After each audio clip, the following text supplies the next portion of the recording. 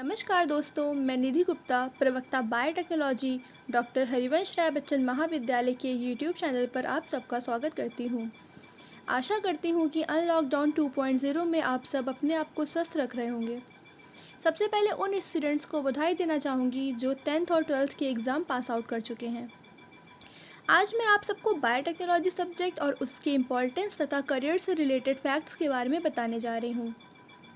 सबसे पहले जानेंगे कि बायोटेक्नोलॉजी क्या है और बीएससी बायोटेक्नोलॉजी क्यों करना चाहिए। बायोटेक्नोलॉजी को हिंदी में जैव प्रौद्योगिकी कहते हैं।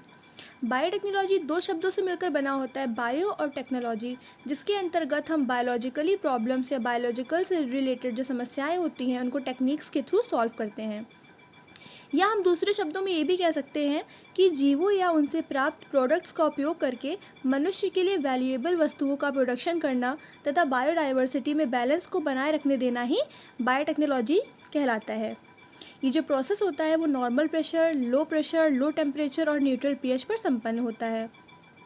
इसके अंतर्गत माइक्रो ऑर्गेनिज्म, लिविंग प्लांट्स और एनिमल्स की सेल्स का इंडस्ट्रियल यूज़ होता है। जैसा कि हम जानते हैं कि बायोटेक्नोलॉजी एक ब्रॉड एरिया है बायोलॉजी का, जिसमें लिविंग सिस्टम और ऑर्गेनिजम्स को इन्वॉल्व किया जाता है ताकि वो नया कुछ प्रोडक्ट डेवलप कर सके कुछ टूल्स और एप्लीकेशंस की सहायता से।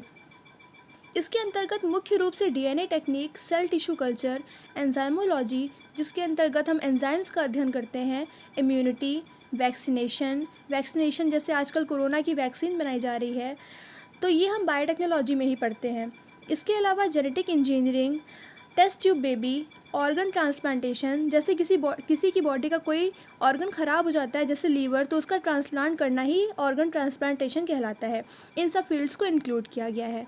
तो ये हो गया बायोटेक्नोलॉजी। अब जानते हैं कि बायोटेक्नोलॉजी का स्कोप क्या है। जैसा कि हम जानते हैं कि बायोटेक्नोलॉजी ने अपनी भारत में बहुत ही महत्वपूर्ण जगह बना ली है। इस फील्ड के तहत सभी संभावित फील्ड जैसे pharmaceutical, food manufacturing, health care, agriculture, education और रिसर्च को शामिल किया गया है। बीएससी बायोटेक करने के बाद बच्चे अपना करियर के विकास के लिए और भी फील्ड्स में अप्लाई कर सकते हैं, जैसे कि मेडिकल राइटिंग्स, कॉलेज और विश्वविद्यालय जिसमें आप प्रोफेसर या फिर एज अ टीचर वर्क कर सकते हैं, फार्मास्यूटिकल कंपनियाँ जैसे कि आजकल सिप्ला और रैनबैक्सी, इनमें अप्लाई कर सकते हैं। हमारे बायोटेक्नोलॉजी में एक कोर्स होता है बायो इन्फॉर्मेटिक्स का, तो इसके लिए हम लोग बाद में आईटी सेक्टर में भी अप्लाई कर सकते हैं। इसके अलावा health care sector, agriculture sectors में हम लोग कृषि, पेस्टिसाइड, इन सब के बारे में अध्ययन करते हैं और बाद में अप्लाई भी कर सकते हैं।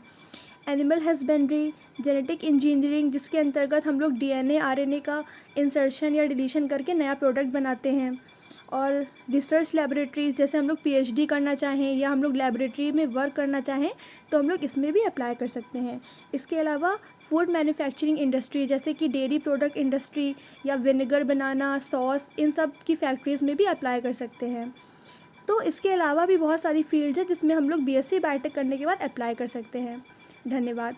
अगर आपको हमारा वीडियो पसंद आया है तो प्लीज़ लाइक करें और हमारा चैनल सब्सक्राइब करें और हमारे कॉलेज आएँ और एडमिशन लें।